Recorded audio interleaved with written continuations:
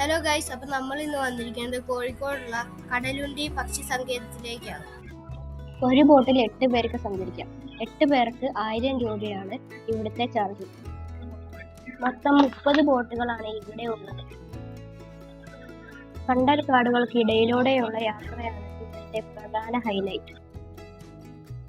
ഈ യാത്ര വളരെ മനോഹരമായ ഒന്നാണ്. തീർച്ചയായും വന്ന് കാണേണ്ട ഒരു അനുഭവം തന്നെയാണ് ഇത്. കടലുണ്ടി റെയിൽവേ സ്റ്റേഷന്റെ തൊട്ടരികിലാണ് ഇത് സ്ഥിതി ചെയ്യുന്നത്. ഡിസംബർ മുതൽ മാർച്ച് വരെയാണ് ഇവിടുത്തെ സീസൺ. ഈ സമയത്താണ് ദേശാടന പക്ഷികൾ ഇവിടം സന്ദർശിക്കാനായി വരിക. വണ്ടി നിർത്താനുള്ള സൗകര്യം ഇവിടെ തന്നെ ഉണ്ട്. ഈ കണ്ടൽ കാടുകളുടെ അടുത്ത് നിറയെ ചതുപ്പാണ്. നമുക്ക് ഫോട്ടോകൾ എടുക്കാൻ വേണ്ടി വള്ളക്കാർ നമുക്ക് വഞ്ചി കണ്ടൽ കാടുകളുടെ ഇടയിൽ നിർത്തിത്തരും. ബോട്ടിൽ പോകുമ്പോൾ നമ്മൾ നിർബന്ധമായി ലൈഫ് ജാക്കറ്റ് ധരിച്ചിരിക്കണം. വേനൽക്കാലത്ത് ഇവിടെ നല്ല വെയിലുണ്ടാകും. അതുകൊണ്ട് തൊപ്പിയെടുക്കാൻ നിങ്ങൾ ആരും മറക്കരുത്. രാവിലെ 8 മണി മുതൽ വൈകിട്ട് 6 മണി വരെയാണ് ബോട്ട് സർവീസ് ഉണ്ടാവുക. പക്ഷേ ടിക്കറ്റ് കൗണ്ടർ 5 മണിക്ക് തന്നെ അടയ്ക്കുന്നതായിരിക്കും. ട്രെയിനിൽ വരുന്നവർക്ക് നടന്നു പോകുന്നതായിരിക്കും എളുപ്പം.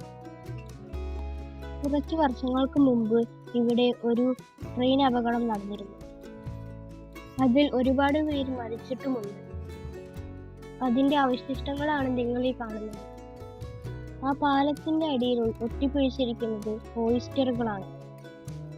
ഈ ചേട്ടൻ പുഴയിൽ ഒരു തട്ടുകട ഇട്ടിരിക്കുകയാണ്. ഞങ്ങൾ വരുമ്പോഴേക്കും ഇത് തുറക്കുന്നതേ ഉണ്ടായിരുന്നു. ഈ പാലത്തിലൂടെ ട്രെയിനുകൾ പോകുന്നത് നമുക്ക് കാണാം.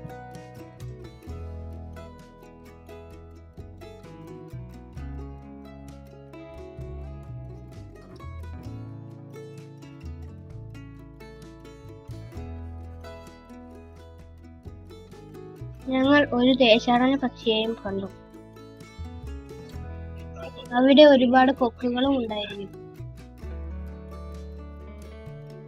അവിടെ ഒരാൾ കുപ്പിയെ ഉപയോഗിച്ച് മീൻ പിടിക്കുന്നുണ്ടായിരുന്നു.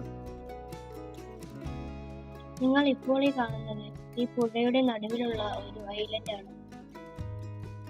വേലിയേറ്റം സമയത്ത് ആരും വരാതിരിക്കാൻ ശ്രദ്ധിക്കണം. വേലിയേറ്റം സമയത്ത് നമുക്ക് ഉൾക്കാട്ടിലേക്ക് പോകാൻ സാധിക്കുന്നതല്ല. ഈ വഴിയിലൂടെയാണ് നമ്മൾ ഉൾക്കാട്ടിലേക്ക് പോവുക. എല്ലാവരും വരുന്നതിന് മുമ്പ് വിളിച്ചു ചോദിക്കാൻ മറക്കരുത്. ഫോൺ നമ്പർ ഇവിടെ കൊടുത്തിട്ടുണ്ട്. വള്ളക്കാർ തരുന്ന ലൈഫ് ജാക്കറ്റ് ധരിക്കാൻ നമ്മൾ ഒരിക്കലും മറക്കരുത്. എന്തുകൊണ്ടും പ്രകൃതി ആസ്വദിക്കാൻ പറ്റിയ ഒരു ഇടം തന്നെയാണ് ഇത്.